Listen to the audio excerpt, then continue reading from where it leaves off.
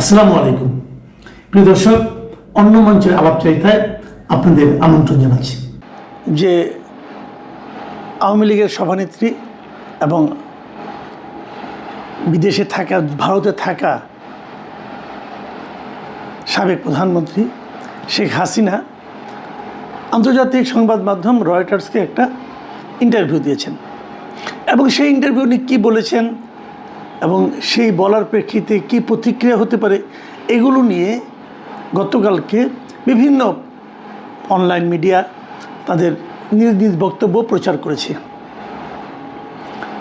এবং একই সঙ্গে সরকারের দিক থেকে একটা তথ্য বিবরণী এসেছে এবং সরকার সেই তথ্য বিবরণীতে যে কথাটা বলেছে সেটা হলো, তারা বলেছে যে দেশের সমস্ত প্রিন্ট, ইলেকট্রনিক, অনলাইন সংবাদ মাধ্যম এবং সামাজিক যোগাযোগ মাধ্যম প্ল্যাটফর্মগুলোকে তারা শেখ হাসিনার বক্তব্য প্রচার না করার জন্য অনুরোধ করেছে।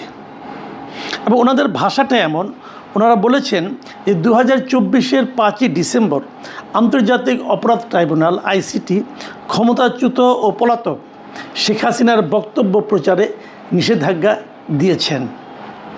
বাংলাদেশের প্রচলিত আইনে আদালতের সাজাপ্রাপ্ত পলাতক অপরাধীর কোনো বক্তব্য, সাক্ষাৎকার, অডিও ভিডিও ভাষণ গণমাধ্যমে প্রচারের ব্যাপারে আইনগত নিষেধাজ্ঞা রয়েছে এবং এমত অবস্থায় দেশের আইন শৃঙ্খলা রক্ষার স্বার্থে এবং আদালতের নির্দেশনার প্রতি সম্মান জানিয়ে পলাতক শেখ হাসিনার কোনো প্রকার ভাষণ, বিবৃতি বা বক্তব্য সরাসরি কিংবা ধারণকৃত অবস্থায় কোনো গণমাধ্যমে, টেলিভিশন, বেতার, সংবাদপত্র, নিউজ পোর্টাল বা সামাজিক মাধ্যমে প্রচার বা প্রকাশ না করতে বিশেষভাবে অনুরোধ করা যাচ্ছে।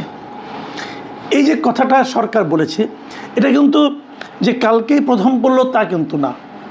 এরও আগে শেখ হাসিনা যখন ভারতীয় সংবাদ মাধ্যম এনডিটিভিকে একটা সাক্ষাৎকার দিয়েছিলেন, সেই সাক্ষাৎকারের উপর ভিত্তি করে এনডিটিভি নিউজ করেছিল এবং বিভিন্ন আন্তর্জাতিক মিডিয়া নিউজ করেছিল এবং সেই নিউজকে কেন্দ্র করে কিন্তু আমাদের দেশের বিভিন্ন সংবাদ মাধ্যমে সেখান থেকে কিছু কিছু জিনিস তারা ছেপেছিল। তখনও সরকারের পক্ষ থেকে ঠিক এই একই রকম আরেকটা তথ্য বিবরণী এসেছিল। তারপরে একটা আপনার আলোচনায়, সংবাদ সম্মেলনে সরকারের দায়িত্বপ্রাপ্ত ব্যক্তিরা ওনারা বলেছিলেন তারা এটা নিয়ে কোনো কঠোর অবস্থায় যাবেন না, আস্তে আস্তে তারা অনুরোধ করবেন, ধীরে ধীরে তারা কঠোর হবেন। খেয়াল করুন, ধীরে ধীরে কঠোর হওয়ার অর্থটা কী? এক পর্যায়ে তারা সব কিছুকে থামিয়ে দেবেন, ততক্ষণ পর্যন্ত থামাবেন না যতক্ষণ পর্যন্ত নাকি কোনো রকম বিরূপ প্রতিক্রিয়া সমাজে তৈরি না হয়। তাহলে ঠিক কখন বিরূপ প্রতিক্রিয়া তৈরি হবে সেটা সংবাদ মাধ্যমগুলো, পত্রিকাগুলো কীভাবে বুঝবে? তার মানে পত্রিকা একটা ছাপা হওয়ার পর যদি বিরূপ প্রতিক্রিয়া তৈরি হয় তাহলে সরকার এই পত্রিকাকে ধরবে, তুমি এটা কেন ছাপালা, তোমাকে তোমরা ছাপাতে মানা করেছিলাম। তার মানে মিডিয়াগুলো কিন্তু সবসময় একটা ঝুঁকির মধ্যে থাকছে। সরকার কিছু বলছে না, আবার বলতে যে কোনো সময় বলতে পারে, এমন একটা পরিস্থিতি তারা তৈরি করে রাখছে। মানে আপনাকে সে চাইলেই ধরতে পারে, কিন্তু ধরছে না মানে ধরবে না তা কিন্তু নয়। এই যে একটা পরিস্থিতি, এই পরিস্থিতিটা আসলে আমি মনে করি সকলের জন্যই কিন্তু খুবই একটা আতঙ্কের পরিস্থিতি এবং এই পরিস্থিতি সরকার ইচ্ছা করে সৃষ্টি করে রেখেছে। কেন রেখেছে আমি জানি না। তারপরে যে তারা বিবৃতিগুলো দিয়েছে সেটা নিয়ে আমি কিছু কথা বলতে চাই। যেমন ধরুন, মিডিয়াগুলোকে এটা প্রচার করতে মানা করেছে। আসলে মিডিয়াগুলি করেটা কি বলুন তো? টেলিভিশন বলুন, পত্রিকা বলুন, নিউজ পেপার বলুন কিংবা সোশ্যাল মিডিয়া বলুন, তারা কি করে? তারা যখন কোনো একটা সংবাদ প্রচার করে, কেন করে? দুটো কারণে করে। প্রথমত কারণ হলো যে তারা দর্শক, পাঠক, শ্রোতা এদের দৃষ্টি আকর্ষণ করতে চায়। এরা যেটা জানতে চায় সেটা তারা প্রচার করে, অথবা যেটা প্রচার করলে বেশি বেশি লোক এটা দেখবে, শুনবে বা পড়বে, তারা সেটাকেই প্রচার করে। এখন যদি সবাই সরকারের কথা মানত, মানে কোনো একটা মিডিয়াও শেখ হাসিনা সংক্রান্ত কোনো নিউজ প্রচার করলো না। ভাবখানা এমন যে শেখ হাসিনা বলতে কোনো চরিত্র এই দুনিয়াতে এক্সিস্ট করে না, অতীতেও করতো না, ভবিষ্যতেও করবে না। যদি এমন হতো তাহলে আমরা মানতে পারতাম যে না ঠিক আছে, সরকারের আদেশ মানাটা খুবই সহজ। কিন্তু সেটা কি হচ্ছে, রয়টার্স তো তার খবরটা প্রচার করছে এবং রয়টার্সের এই খবর অনলাইনে পাওয়া যাচ্ছে।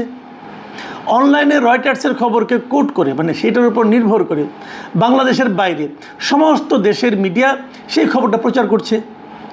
বিভিন্ন দেশের, ইন্ডিয়াতে ধর, পাকিস্তানে সব দেশের লোকজন তারা সেটাকে টেলিভিশনে প্রচার করছে, মিডিয়াতে। তো এখন ইন্টারনেটের যুগে দেশের সাধারণ নাগরিক, গ্রামের একটা লোকের পক্ষে কিন্তু রয়টার্সের খবর দেখা সম্ভব, ভারতের পত্রপত্রিকা দেখা সম্ভব, ভারতের বাংলা ভাষার পত্রপত্রিকা দেখা সম্ভব। তাহলে তারা সবাই দেখতে পাচ্ছে, কোথায় পাচ্ছে? বিদেশি মিডিয়ায় পাচ্ছে। তাহলে পাচ্ছে না কোথায়? আমার দেশের মিডিয়ায় পাচ্ছে না। তাহলে লোকজন কী করবে? যে আমার দেশের মিডিয়াকে বাদ দিয়ে তারা বিদেশি মিডিয়ার উপর ঝুঁকবে। এতে আমার দেশের মিডিয়া কি দর্শকদেরকে তার কাছে ধরে রাখতে পারবে? পারবে না। যদি দর্শকদেরকে আমার দেশের মিডিয়া ধরে রাখতে না পারে, আমাদের প্রত্যেকটা মিডিয়ার দুটো লক্ষ্য আমি বলেছিলাম। একটা লক্ষ্য হলো দর্শক, শ্রোতা, পাঠক এদেরকে আকৃষ্ট করা, আর দ্বিতীয় লক্ষ্যটা হলো যে তাদের মিডিয়াতে প্রচুর বিজ্ঞাপন আকৃষ্ট করা। যারা বিজ্ঞাপন দেয় তারা কিন্তু এই যে প্রথম যে কারণটা, যে দর্শক শ্রোতাদেরকে কে কতটা আকৃষ্ট করতে পারছে তার উপর নির্ভর করেই বিজ্ঞাপন দেয়। ধরেন আপনি একটা মিডিয়া করলেন, অনেক টাকা খরচ করে মিডিয়া করলেন, ওটা কেউ দেখে না। এখন যদি কেউ না দেখে, না পড়ে, না শুনে, তাহলে ওই মিডিয়ায় কেউ বিজ্ঞাপন দিবে? দিবে না। যদি বিজ্ঞাপন না দেয় তাহলে ওই মিডিয়ার ইনকাম হবে? কমে যাবে। যদি ইনকাম কমে যায় তাহলে ওখানে যারা চাকরি করেন তাদের বেতন হবে? তারও যে বড় কথা, ওই মিডিয়ায় যিনি লগ্নি করেছেন, যিনি টাকা খাটিয়েছেন, তিনি কি তার টাকাটা ফেরত পাবেন? তাহলে কী হবে? ওই মিডিয়াটার মৃত্যু ঘটবে। তাহলে সরকারের তথ্য মন্ত্রণালয়, যা নাকি আমাদের এই সমস্ত মিডিয়াগুলোর অভিভাবক, তারা কি করতেছেন? তারা এমন একটা আইন করতেছেন, এমন একটা নিয়ম করতেছেন, এমন কিছু কাজ করার জন্য সব মিডিয়াকে অনুরোধ করতেছেন, নির্দেশ দিচ্ছেন, যেটা করলে এই প্রত্যেকটা মিডিয়ার অর্থনৈতিক ক্ষতি হবে এবং তাদের ব্যবসায়িক ক্ষতি হবে, এবং তারা যে কারণে মিডিয়াটা করেছে, মানে দর্শক, শ্রোতা, পাঠকদেরকে সমৃদ্ধ করার জন্য, সেই কাজটা অব্যাহত হবে। সব মানুষ চলে যাবে বিদেশি মিডিয়ার কাছে। ভারতের আনন্দবাজার পত্রিকা তারা খুঁটিয়ে খুঁটিয়ে পড়বে এবং তারা ওখান থেকে বানিয়ে বানিয়ে চিন্তা করবে, আমার দেশের পত্রিকা কেউ পড়বে না, আমার দেশের টেলিভিশন কেউ দেখবে না। তাহলে সরকার আলটিমেটলি আমার দেশের মিডিয়াগুলোর ক্ষতি করার চেষ্টা করছেন। তারা চাচ্ছেন যে আমার দেশের মিডিয়াগুলি সব বন্ধ হয়ে যাক। কারণ এরকম যদি এখন যদি শেখ হাসিনা প্রতিদিন একটা করে কথা বলতে থাকে, প্রতিদিন একটা করে মিডিয়াতে কথা বলতে থাকে, তাহলে প্রতিদিন কিন্তু লোকজন ওইগুলিতে চলে যাবে, বাইরেগুলিতে। এবং একবার বাইরেগুলিতে যাওয়ার অভ্যাস হয়ে গেলে তারা দেশীয় মিডিয়ার কাছে আসবেই না। তাহলে সরকারি ধরনের কাজ কেন করছে? আমি এখানে আরেকটা কথা প্রাসঙ্গিকভাবে বলে নিই। সেটা হলো, এ ধরনের একটা আদেশ কিন্তু তারেক রহমান সাহেব যখন বিদেশে ছিলেন, মানে লন্ডনে ছিলেন, তখন ওনার ব্যাপারে দেওয়া হয়েছিল যে ওনার নিউজ প্রচার করা যাবে না, ওনার সংক্রান্ত কোনো কথা বলা যাবে না। সেই বিষয়টা কি তারেক রহমান অথবা বিএনপি এনজয় করেছিল? তো যে কাজটা আপনার জন্য যখন প্রযোজ্য ছিল তখন আপনি দুঃখিত হয়েছেন, সেই কাজটা আপনি অন্যদের জন্য প্রচার করছেন কেন? তারও চেয়ে বড় কথা, ওই সময় যারা বিএনপির কর্মী ছিল, সমর্থক ছিল, তারা যারা তারেক রহমানের সরাসরি কথা শুনতে না পেয়েছেন, তারা কি খুব খুশি ছিলেন সরকারের উপর? ছিলেন না। তাহলে এখনও যারা এই খবরগুলি জানতে চান, তারা কি সরকারের উপর খুশি হচ্ছেন? ভেবে দেখুন, হচ্ছেন না। কিন্তু এখন আপনি বলবেন যে ওই লোকগুলোর আমার দরকার নাই। তো ওই লোকের সংখ্যা যদি একজন হয়, যদি আপনি বলেন দরকার নাই, আমি বলবো তবুও আপনি এটা বলতে পারেন না। এটা কোনো ডেমোক্রেটিক রাষ্ট্রে এই ধরনের কথা বলা যায় না যে অমুককে আমার দরকার নাই। ডেমোক্রেটিক রাষ্ট্রে আপনাকে সবাইকে দরকার, আপনি কাউকে বাদ দিতে পারবেন না। তারপরেও ধরলাম যদি একজন হইতো, দুইজন হইতো, তাহলে বুঝতাম। একটা বিশাল সংখ্যক মানুষ তারা কিন্তু জানতে পারছে না। না জানতে পারলে কি হবে?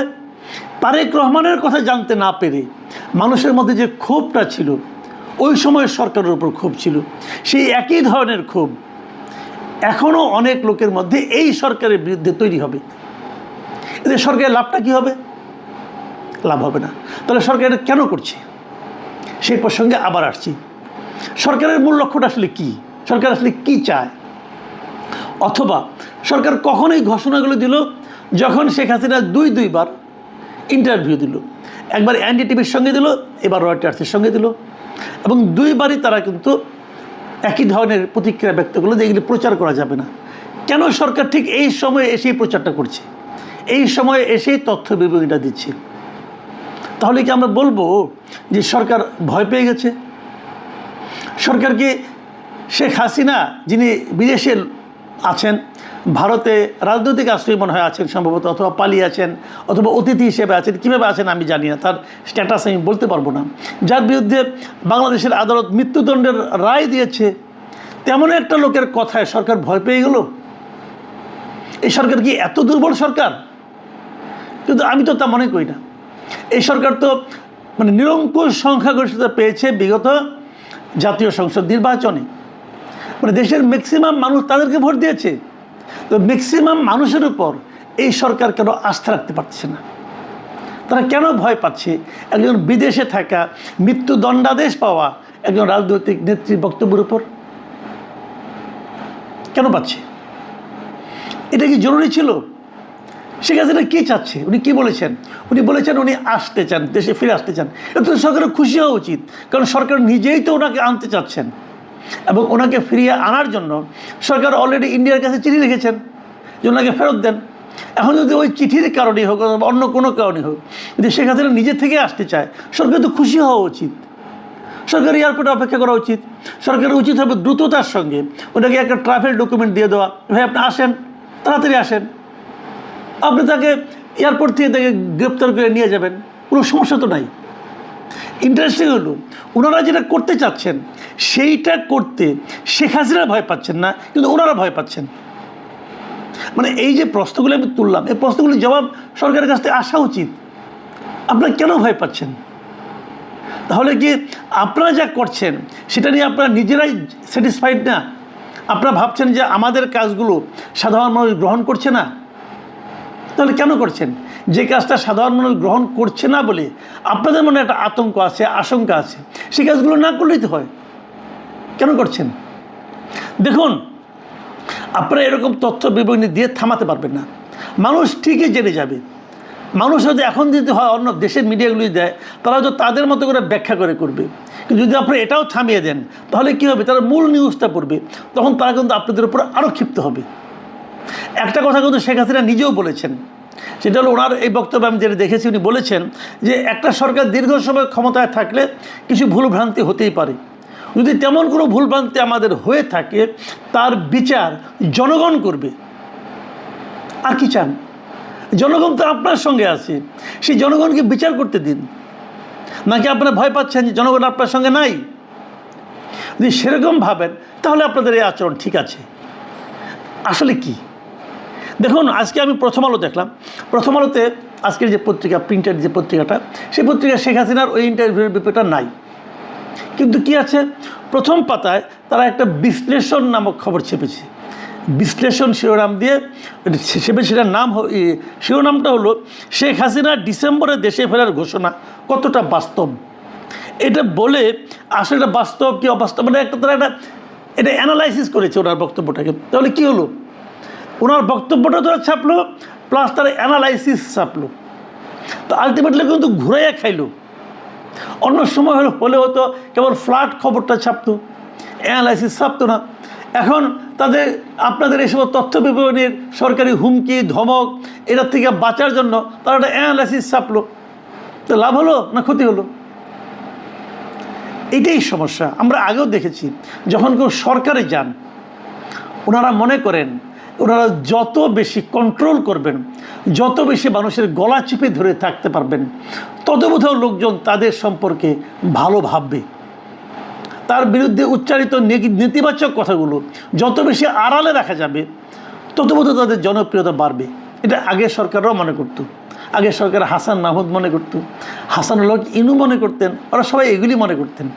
এবং এগুলি মনে করে করে তারা সরকার প্রধানকেও বুঝাতেন দেখেন সবাই আপনার পক্ষে বলতেছে।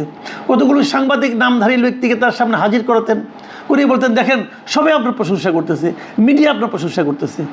কিন্তু সাধারণ মানুষ কি ওই ওনার সামনে যারা হাত কসলাতো যে সাংবাদিকরা, তাদের কথার উপর নির্ভর করতো? করলে তো আন্দোলনই হতো না।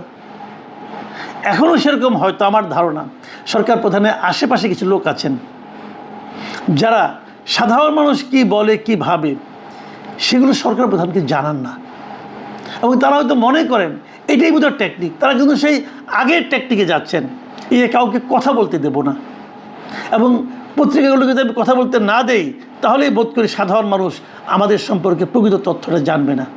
তাহলেই হয়তো সাধারণ মানুষ আমাদের বিপরীত মতাবলম্বী যারা আছে, আমাদের বিরুদ্ধ মতাবলম্বী যারা আছে, তাদের কথা শুনতে পাবে না।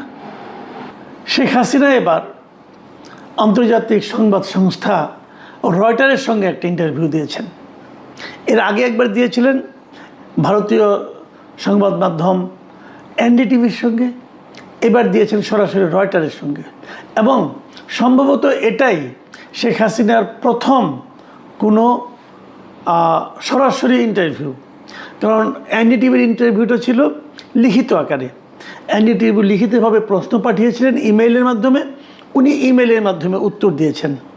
এখন সেই উত্তরগুলো উনি দিয়েছেন না ওনার হয়ে কেউ লিখে দিয়েছেন, এটা বলা বড় কঠিন, কারণ এটা দৃশ্যমান নয়। কিন্তু এক্ষেত্রে তাই হয়নি।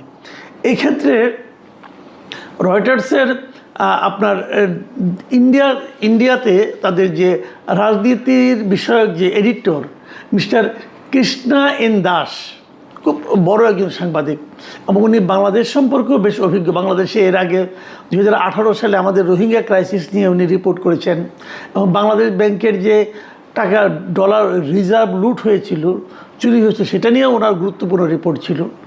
এই কৃষ্ণা এন দাস ওনার সঙ্গে সরাসরি টেলিফোনে কথা বলেছেন বৃহস্পতিবার রাত থেকে শুরু করে শুক্রবার পর্যন্ত, মানে সম্ভবত বৃহস্পতিবার রাত 12টার আগে পাচ্ছে হবে, এরকম 5-10 মিনিট আগে, যেটা নাকি শুক্রবার পর্যন্ত যে ঠেকেছিল। প্রায় 1 ঘন্টারও বেশি সময়ের একটা ইন্টারভিউ টেলিফোনে শেখ হাসিনার সঙ্গে ওনার হয়েছে। এবং সেই ইন্টারভিউয়ে শেখ হাসিনা এবার স্পষ্ট করেই বলেছেন যে উনি ডিসেম্বরের মধ্যে দেশে ফিরছেন। এবার একটু বাড়তি বলেছেন যে উনি একা ফিরছেন তা বলেননি, উনি বলেছেন ওনার দলের যারা সিনিয়র সহকর্মী আছেন, মানে কেন্দ্রীয় পর্যায়ে যারা নাকি সিনিয়র লিডার আছেন, তাদেরকে সঙ্গে নিয়ে উনি ফিরবেন, এবং উনি ফিরবেন সারেন্ডার করার জন্য। মানে ওনাদের বিরুদ্ধে যে হুলিয়া আছে, গ্রেপ্তারি পরোয়ানা আছে, তারই প্রেক্ষিতে ওনারা নিজে থেকেই দেশে ফিরে আইনের হাতে নিজেদেরকে সোপর্দ করবেন। এটা কিন্তু একটা বড় ঘোষণা, মাথায় রাখবেন যে এর আগে কখনো এরকম হয়নি। এর আগে কখনো কোনো পলিটিক্যাল লিডার বলেনি যে আমি এভাবে দেশে ফিরতে চাই। মানে যারা এর আগে পালিয়ে গিয়েছিল বিভিন্নভাবে, নানাভাবে পালিয়ে গিয়েছিল অনেকেই, কিন্তু কেউ কিন্তু বলেনি আমি দেশে ফিরে আসতে চাই। এই প্রথমবার, আগে একবার শুনলাম শেখ হাসিনাই বলেছিলেন, এখন আবার শুনলাম এবার একটা আন্তর্জাতিক মিডিয়ার কাছে উনি বললেন যে উনি দেশে ফিরে যাবেন, এবং সেটা ডিসেম্বরের মধ্যেই যাবেন। এখন যে উনি কিন্তু বলেছেন উনি আন্দোলন করবেন না, উনি বলেছেন উনি সারেন্ডার করবেন এবং আইনের অনুযায়ী চলবে। এবং ওনাকে বলা হয়েছিল আপনি গেলে কী হবে, উনি বলেছেন যে ফেরার পর তারা আমাকে গ্রেপ্তার করতে পারে, এমনকি আমাকে হত্যাও করতে পারে, উনি এটাও বলেছেন। মাথায় রাখবেন শেখ হাসিনার বয়স কিন্তু এখন 78 বছর। কাজে শেখ হাসিনার যদি সাহস থাকে এই বয়সে এ ধরনের একটা সিদ্ধান্ত নেওয়াটা যে কতটা রাজনৈতিক সুদূর প্রসারী সিদ্ধান্তের ব্যাপার, এটা নিশ্চয়ই আপনারা বুঝতে পারছেন। যদি শেখ হাসিনা ফিরে আসেন তাহলে কি হবে, এটা নিয়ে আমরা আলোচনা করব। কিন্তু তার আগে তিনি কেন ফিরে আসতে চান উনি সেটাও বলেছেন। উনি বলেছেন যে আমি জানি যে আমার মৃত্যু হতে পারে, তাও আমি যাব, কারণ আমার দলের নেতাকর্মীরা দেশের মধ্যে প্রচণ্ড চাপের মুখে আছে। কাজে সেই চাপটাকে উনি করার জন্য আসবেন। এবং উনি বলেছেন যদি আমার মৃত্যু আসে, আমি চাই যে আমার মৃত্যু যেন আমার দেশের মাটিতে হয়, যেখানে আমার পিতামাতা, আমার পুরো পরিবারকে হত্যা করা হয়েছে, এবং তারা এই যে মাটিতে শুয়ে আছে সেই মাটিতেই যে আমি মরতে চাই। এবং উনি আরও বলেছেন যে উনি যে আসছেন, অনেকে এটা গত কয়েকদিন ধরে বলা বলি করছিল যে উনি যে আসছেন, উনি কি বিদেশের অন্য কোনো দেশের কোনো শক্তির সঙ্গে, কোনো সরকারের সঙ্গে আলোচনা করে আসছেন। এটা আমারও ধারণা ছিল যে উনি আসলে নিশ্চয়ই অন্য কারোর সঙ্গে আলাপ আলোচনা করে আসবেন, বাট উনি স্পষ্ট করেছেন যে তার এই ফেরার বিষয়ে বিদেশের কোনো সরকারের সঙ্গে তার কোনো ধরনের আলাপ আলোচনা হয়নি। দেখুন উনি কিন্তু একদম খুব ঝানু রাজনীতিবিদ, এবং উনি এই রাজনীতির কথাটাও কিন্তু উনি বলেছেন যে আমি ন্যায় বিচারে বিশ্বাস করি। আমি মনে করি একবার যখন এই বিচার কাজ শুরু হবে, জনগণের কাছে স্পষ্ট হয়ে যাবে যে এই আদালত কতটা পক্ষপাত দুষ্ট, এবং আমি এটা প্রমাণ করতে চাই। উনি এই যে আদালত ওনার বিচার হচ্ছে, সেই আদালত আসলে পক্ষপাত দুষ্ট কিংবা পক্ষপাত দুষ্ট নয়, এই জিনিসটা উনি প্রমাণ করতে চাচ্ছেন।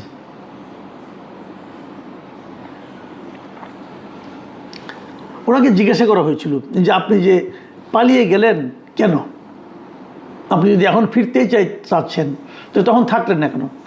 উনি যেটা বলেছেন যে জবাবটা সেটা হলো আমি যে পালিয়ে গিয়েছিলাম তখন আমার জীবন আসলে হুমকির মুখে পড়ে গিয়েছিল, কারণ এই মব অথবা বিশাল একটা জনগোষ্ঠী অথবা ক্রাউড যাই বলেন না কেন, সেটা তার বাসভবনের দিকে যাচ্ছিল, এই জন্য উনি পালিয়ে গিয়েছিলেন, এটা উনি স্বীকার করেছেন।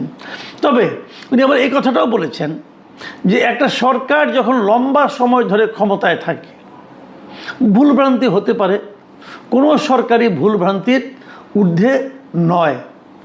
তবে একটা সরকারের ভালো বা মন্দ, সঠিক বা ভুল, এর বিচারের ক্ষমতা একমাত্র জনগণের। আমি এটা জনগণের হাতেই ছেড়ে দিতে চাই। তার মানেটা কী দাঁড়াচ্ছে? এবং আওয়ামী লীগকে যে নিষিদ্ধ করা হয়েছে সেটা নিয়েও কিন্তু উনি প্রশ্ন তুলেছেন। উনি বলেছেন যে তারা হয়তো আমাকে দোষী সাব্যস্ত করবে, আমি হয়তো নির্বাচনে অংশ নিতে পারবো না, কিন্তু তারা কেন আওয়ামী লীগকে সাসপেন্ড করলো? যদি আমরা খারাপ কিছু করে থাকি সেটা জনগণই সিদ্ধান্ত দেবে। দেখুন, আমার কাছে এই জায়গাটা খুব ইন্টারেস্টিং মনে হয়েছে যে আমি নিজেও বহুবার বলেছি, কিন্তু এই যে নির্বাহী আদেশের মাধ্যমে একটা রাজনৈতিক দলকে নিষিদ্ধ করা, এটা কিন্তু আওয়ামী লীগকে একটা এক্সট্রা মাইলেজ দিয়েছে। এটা আমি বলেছি এবং আমি এটা মনেও করি যে এটা করে সরকার ভুল করেছে। অন্তর্বর্তীকালীন সরকার করেছিল তাদের ব্যাপার, কিন্তু আওয়ামী লীগ কেন এটাকে, সম্ভবত আওয়ামী লীগের কাজটা করেছে জামাত এবং এনসিপির ভয়ে, কিন্তু এটা সরকারকে আমি মনে করি ক্ষতিগ্রস্ত করেছে। তারা জনগণের উপর আস্থা রাখতে পারেনি। এনসিপি এবং জামাত আস্থা রাখতে পারবে না, এটা স্বাভাবিক। তারা জানে তাদের অবস্থানটা কোথায়, তারা গাইড জুড়ে করতে চায়। কিন্তু বিএনপি কেন এই কাজটা করতে গেল? এই কাজটা বিএনপির ঠিক হয়েছে বলে আমি মনে করি না।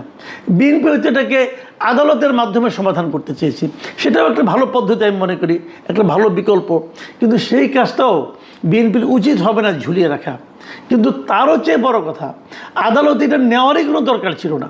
আমি কালকে একটা বলেছি, যদি আপনি মানবতা বিরোধী অপরাধের জন্য আওয়ামী লীগকে আদালতে